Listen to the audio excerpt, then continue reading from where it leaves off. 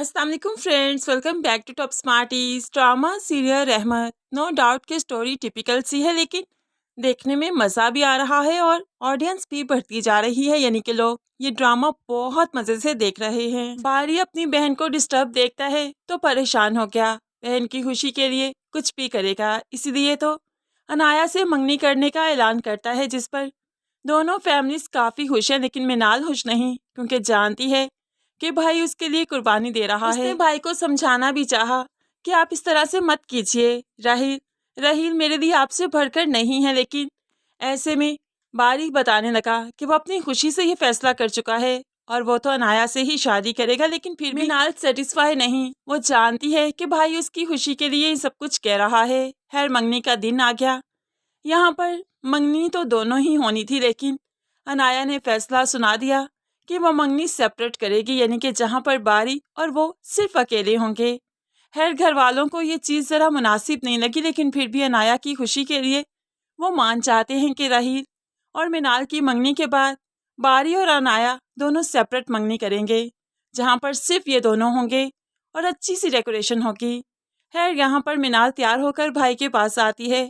मैं आज भी आपसे कह रही हूँ, आप मना कर दीजिए, क्योंकि मैं जानती हूँ कि आप उस तरह की लड़की नहीं चाहते। आपने कभी उस तरह की लड़की को पसंद नहीं किया।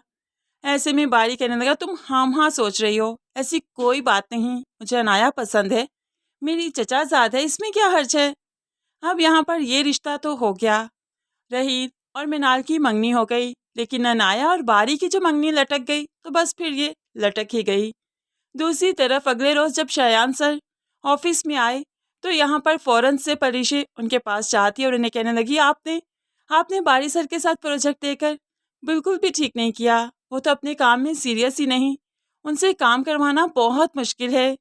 अब ऐसे में बारी का बाप भी परिषद से कहने लगा, उससे काम निकलवाना ही तो आपकी ड्यूटी है, आपकी जॉब है। अब ये आप पर डिपेंड करता है कि आप इस प्रोजेक्ट को उसके साथ कैसे लेकर चलती हैं।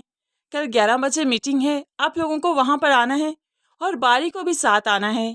परिषद काफ़ी परेशान होगी, लेकिन फिर भी अब बारी सर के बाप की वजह से कुछ कॉन्फिडेंस तो आ ही गया। इसलिए जब वो ऑफिस में आई, तो यहाँ पर बारी सर अपने मोबाइल में बिजी थे। परिशे फ़ौरन से पहले उनके सामने फाइल करते हुए कहने लगी, कल 11 बजे मीटिंग है, आ जाइएगा। बारी तो परिशे का ये कॉन्फिडेंस देखकर हैरान रह गया कि इसमें ये कॉन्फिडेंस कैसे आ गया। ये जो मेरे सामने ज़बान नहीं चलाती थी, और ये आज इतने कॉन्फिडेंटली मेरे सामने बोल रही है। खैर, वो तो परिशे के सामने झुकने वाला नहीं। अगले ही दिन जो मीटिंग थी, तो बारी ने सोच लिया वो आज ऑफिस ही नहीं जाएगा, इसी तरह से ही परिशे को तंग करेगा। परिशे ने काफ़ी वेट किया, बारी सर ऑफिस नहीं आए, तो बस फिर वो बारी सर के घर में पहुंच गई। यहाँ पर घर को देखकर, उनकी शान शौकत देखकर एकदम से दंग रह गई कि कितने अमीर लोग हैंगे और फिर भी इतने बेहिस। खैर, अमारत बेहिस बना ही देती है, परिशे यही समझती है। यहाँ पर बैठी तो मुलाजिम ने जाकर बारी को बताया कि परिशे आई है, कुछ पेपर्स पर साइन करवाने हैं। तो बारी की बला से बारी तो और भी गहरी नींद सोने का ड्रामा करता है। परिशे को वेट करने का कहा जाता है। परिशे काफ़ी देर वेट करती है और ऐसे में बारी काफ़ी सुकून की नींद सोने का ड्रामा भी करता है। कुछ देर वेट करने के बाद अब परिशे यहाँ से चल दी। बारी को जब मुलाजिम ने बताया कि वो यहाँ से जा रही है, तो एकदम से अब बारी परेशान हो गया कि इतनी दूर से आई है और इतनी दूर खुद ही जाएगी, क्यों ना मैं ही ड्रॉप कर दूं। अब बड़ी जल्दी से रेडी होकर नीचे आता है, तो परिशे यहाँ पर मौजूद नहीं थी। जल्दी से उसने अपनी गाड़ी निकाली, रोड की तरफ गया, तो यहाँ पर परिशे अकेली खड़ी थी और कुछ लोग इसकी ताक में थे। कुछ लोगों ने जल्द ही परिशे पर धावा बोल दिया, इसका बैग छीनने की कोशिश कर रहे थे और इस पर आवाज़ें भी कस रहे थे। अब ये सब कुछ जब बारी ने देखा, बर्दाश्त नहीं कर पाया, आगे बढ़कर उनसे लड़ने की कोशिश की, तो उन लोगों ने जल्दी से हमला किया और फिर पिस्टल भी निकाल ली। बारी इनका डटकर मुकाबला कर रहा था, लेकिन जब परिशे ने देखा कि पिस्टल चलने वाली है, तो जल्दी से बारी को धक्का देते हुए खुद आगे आ गई। और पिस्टल चलाने वालों ने पिस्टल जब चलाई, देखा कि लड़की गिर गई नीचे, फौरन से पहले यहाँ से भाग निकले।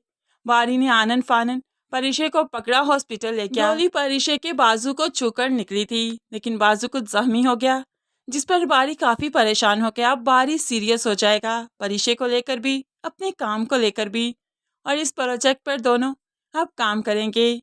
अब परिशे को बारी और बारी को परिशे आहिस्ता ही आहिस्ता पसंद आने लगेंगे। इसी तरह से ही इनकी मोहब्बत बढ़ेगी और जो बेहिसी बारी दिखा रहा था वो बेहिसी अब मोहब्बत की शिद्दत अख्तियार करेगी।